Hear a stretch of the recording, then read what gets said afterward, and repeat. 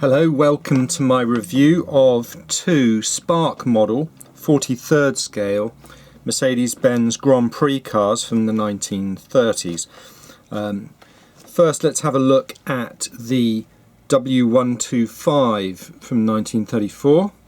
So I don't normally get a model like this, but there's something very engineering about them. I don't know if you know what I mean, just detail things. So you've got the spoked wire wheels, you've got the knockoff hubs, you've got the engine opening clasps and various ventilation grills.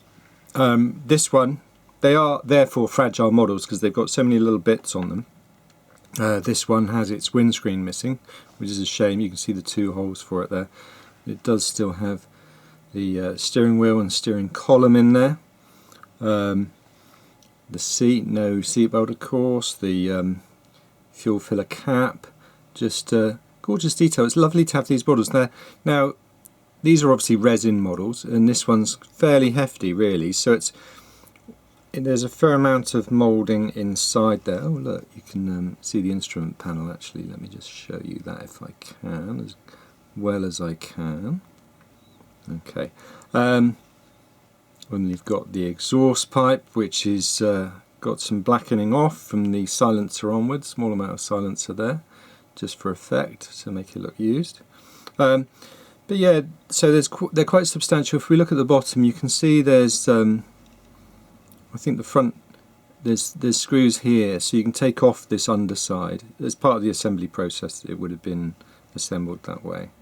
So yeah, there's some interesting stuff here. So this is 1934, Mercedes W25, so relatively early car, and just very nice really. There's some kind of detail there. I don't know what that pipe is down the outside, but it's just nice to see all this detail you get, because these clasps actually stick out, those engine cover things. You could knock them off. And then you've got the brakes as well, which I've got a feeling are drum brakes, but quite a large diameter there. So yeah, interesting car. So now, I mean, then it's interesting to compare this 1934 with the 1939 W154 or W163. I guess it developed into the 163. So 1939. So just speaking about the cars at the moment, you've got something lower centre of gravity, more spread out wider, and so on.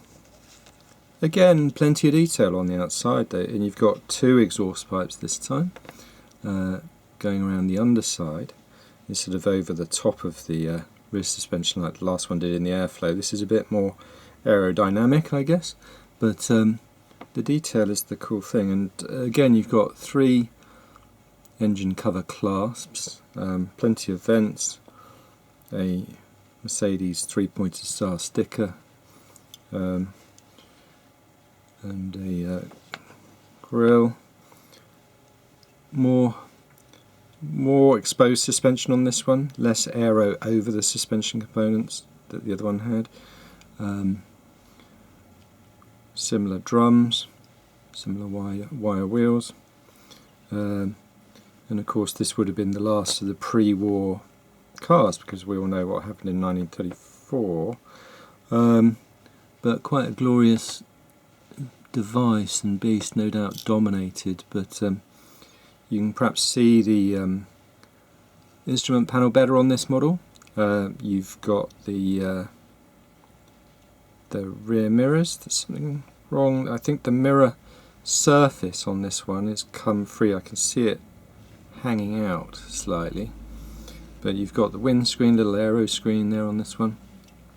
So these are vulnerable to getting damaged.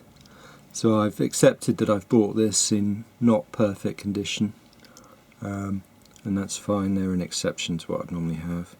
So just a joy to own really, those two. So I'm pleased to have them. I'll pop them into my display cabinet. Yeah, any questions and comments below. Do subscribe to my channel to see my other model car videos, plenty of 43rd scale, Spark, HPI, and some 12th scale and 18th scale as well. So do subscribe, and thank you for watching, and you'll hear from me again shortly. Thank you.